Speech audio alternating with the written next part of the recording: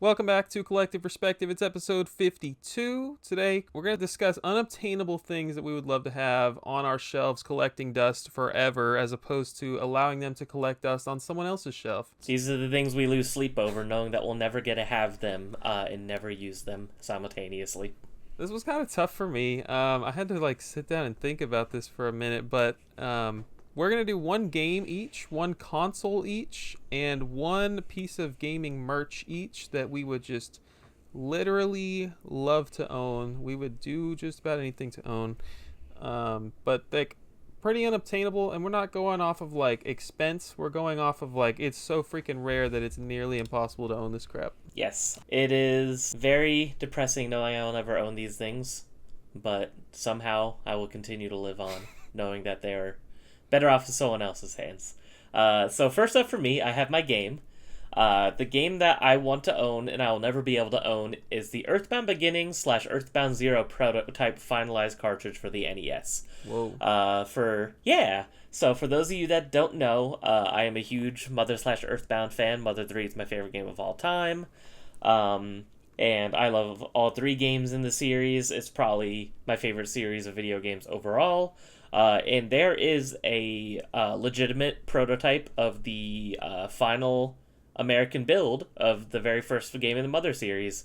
It was supposed to come out here in 1991. They canceled the release after the localization was totally done. All the censorship was done because they didn't think that it was worth it just because the Super Nintendo was coming out already. So they decided to just cancel it, and they never did anything with it. Then, in 1998, I don't know the full story of how the person come across it, but somebody did come across it, and then they got with somebody at the time who knew how to dump games and was a big part of the fan translation scene in the late 90s, which is cool that that even existed. And they got the ROM up online, and that is how many people played the game legitimately until I think it was in 2015 or 16 they finally released it on the Wii U, and that's when it got the official name Earthbound Beginnings. But that version is the same ROM that is on that prototype cartridge, which is really cool. Wow. So it's just been floating around all these years unofficially, but it's the official real version of the game. And as far as we know, there's only one that exists. It's the one finalized cartridge. It has the address on it of who was supposed to have it. Wow. The date that the ROM was finalized, the due date it was supposed to be sent back to the person that it was supposed to be sent to get this thing in production and stuff. Super crazy. But yeah, one of the first examples of something like this kind of getting released into the wild back in the day, which is really cool. So very historically important in the early prototype scene of video games, because this was a big deal floating around in 1998, back when people didn't really care about this kind of stuff yet. So yeah, super neat. Definitely will never own it. It wasn't the same guy who did the freaking Mother 3 translation, was it? No, but I know at the time he was running. He was one of the ones that was running Starmen.net, which was kind of what got this helped start to spread this around back in the day, because that was where all the Earthbound fans used to hang out back in the day. So you think Nintendo had the files from that freaking NES cartridge before they leaked online in the 90s? Do you think that in 2015 they still had it in the vault somewhere, or do you think they just took it from the internet? So as far as I'm aware, and historically it just seems to be proven that Nintendo holds on to everything and has copies of everything that they've ever done, whether it be games that are finished or not, including, for example, another thing I'll never own. I was going to put on the list, but I didn't want to put two games originally, and then we kind of came up with the idea for the game merch console, is that it's confirmed that there's still a prototype of Mother 3, the N64 version that got canceled, hanging out at Brandy Brown Studio because they used it as reference when they were making the Game Boy Advance version. So it's they keep everything, whether they trash the project or not. So I'm sure that there was more copies, but this was kind of the final build copy that was in the hands of somebody, but I don't know exactly how, file storage worked, especially back then. Yeah. But as far as I'm aware, and someone could correct me in the comments, I'm 99% sure it's the exact same ROM that got ported to the Wii U and Switch. So super, super cool. Fun to think about, if nothing else. God, I know. Super interesting. I would give anything to be a fly on the wall in the Nintendo headquarters at certain points of history. That's a way more interesting pick than mine. Mine is about to be the most basic pick, but it's an honest pick. It's Nintendo World Championships. No, that's super cool. I think that to just give the fastest summary of how these came to exist, in case no one's ever heard of it, Nintendo went to 29 different cities around the U.S., and this was like the late 80s, early 90s. They had to compete for high scores on Super Mario Brothers, Tetris, and Rad Racer. Shout out to Dad Racer, he's a subscriber. Hell yeah. And those 3 games were on the same cartridge. They were modified for this contest. I think it's 1990, right? It's NWC 1990. I think so, yeah. So I said late 80s, early 90s. But yeah, so basically this cartridge existed. There was a gray replica given out to the finalists of the contest, and then later during the Nintendo Power magazine giveaway, they had a giveaway to give away golden cartridges as well. And you can find out how many are on of each are out there on the internet.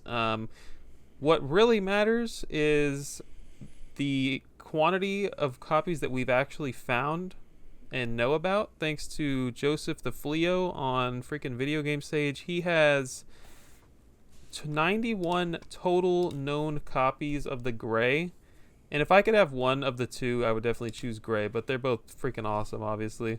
There are 91 of these gray ones located, and he has it's such a serious thing to own one of these that this man has $100 bounties if you are willing to give him pictures of undiscovered copies. This is the game.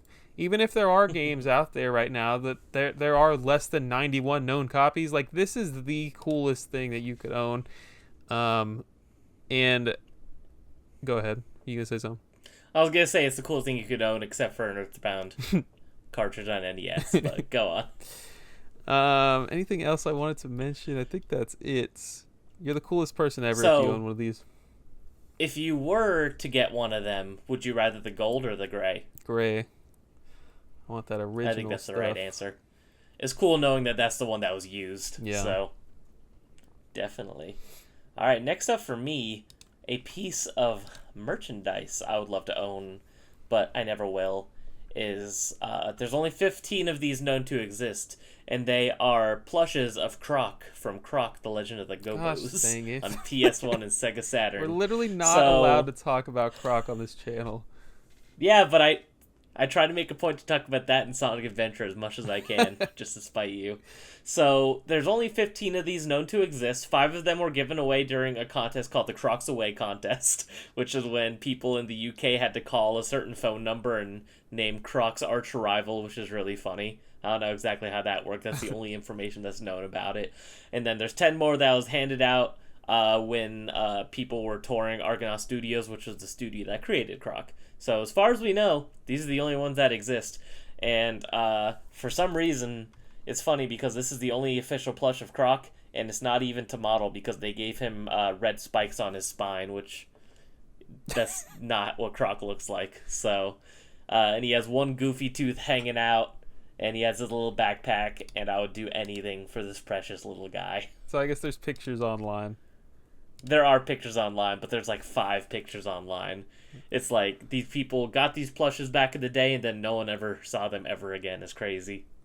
But they exist, and they're super cool. I love that. And even though I know Croc sucks, I'm still nostalgic for it, because while everyone else was playing Spyro and Crash Bandicoot on their PS1 when they were kids, I was playing Croc. So I had a rough childhood. I love it. That's very interesting. Not a plush collector, but I do find them very neat. Dude, this year, hold me accountable to make that plush video. Hold him accountable. I'm saying it right here. Hold me accountable.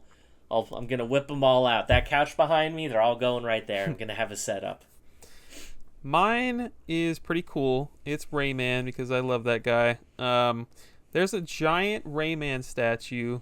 Have you ever seen Mm, this thing? yes, it is beautiful.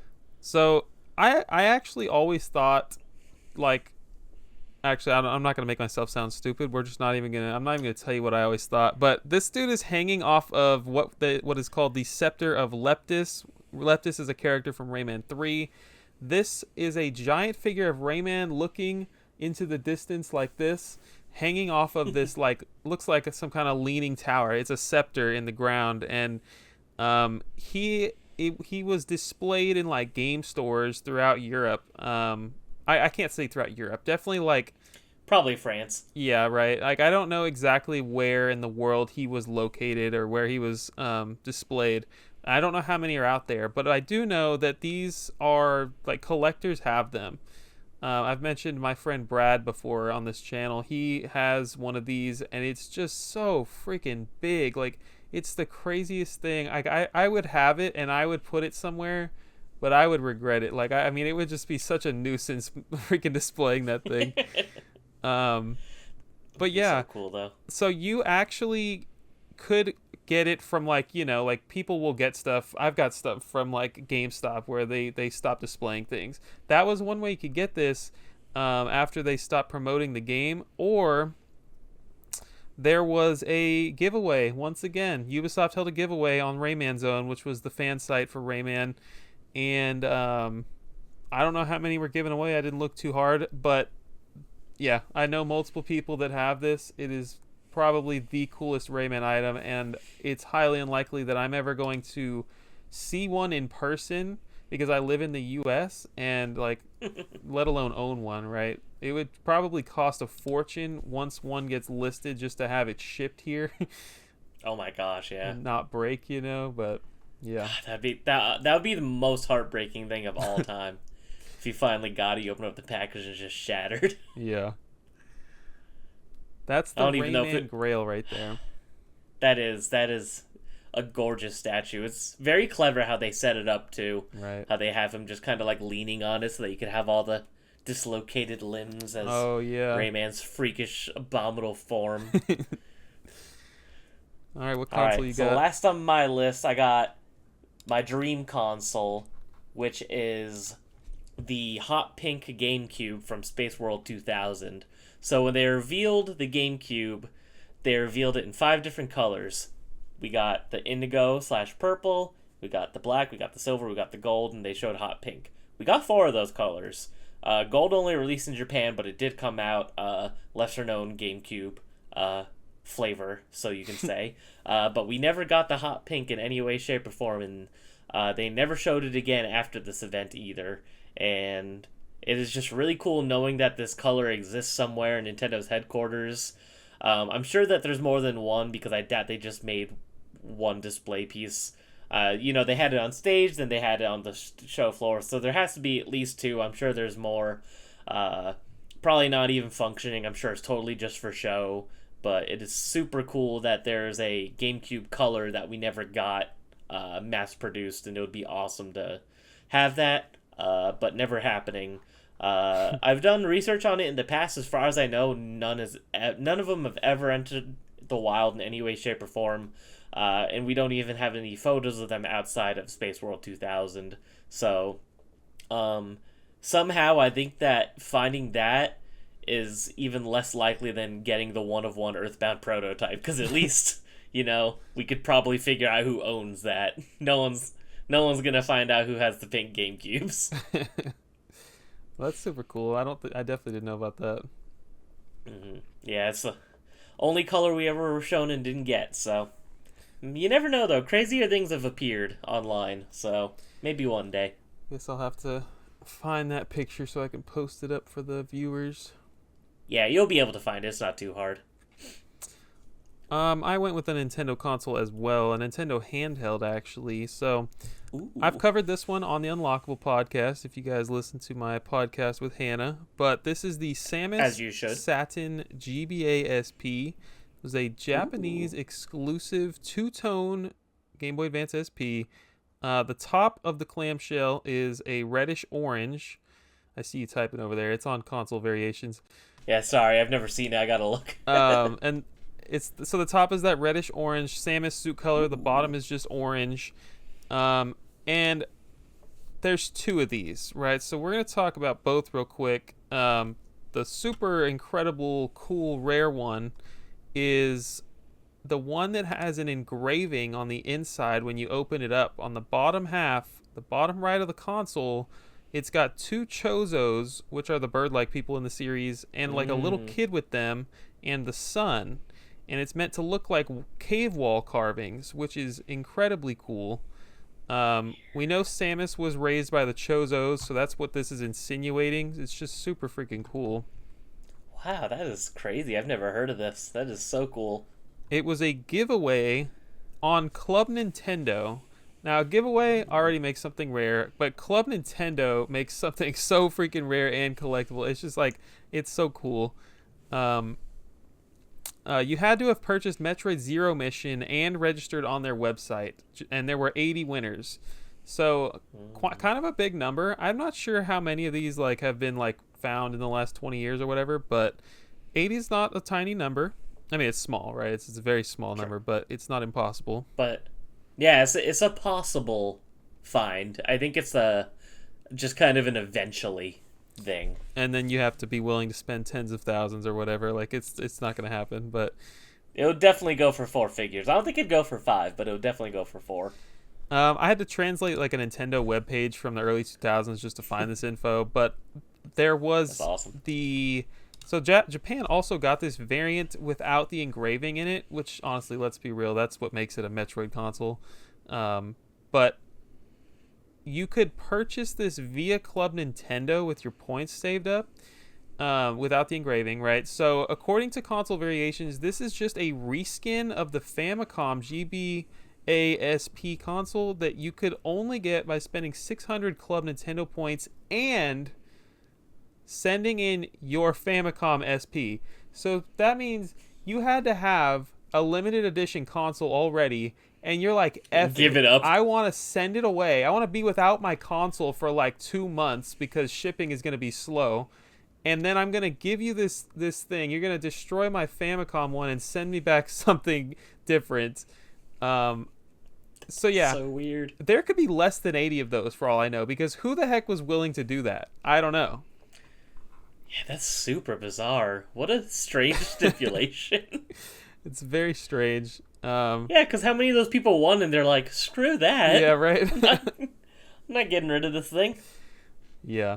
I don't know why you would buy the Famicom SP just to trade it for a Metroid colored one. I don't know. That is so weird. I love that. I love how stupid Nintendo can be. What a company. That's fun. So that's it. We got 6 unobtainable things we would love to obtain one day. Pretty good. If anyone's out there selling a hot pink GameCube or a Croc plush, let me know. I can't wait to Hit look up your up boy. this Croc plush. It's so goofy, Luke. It's so goofy looking. I'm so excited for you. We will see y'all in April. Make sure to join the Discord and make sure to go bother Craig. Literally on Craig's latest video, go tell him you want the freaking plush video ASAP. No. Maybe don't do that. I will say the people will get another Vita update video finally soon. So there's something. Vita updates. Vita update.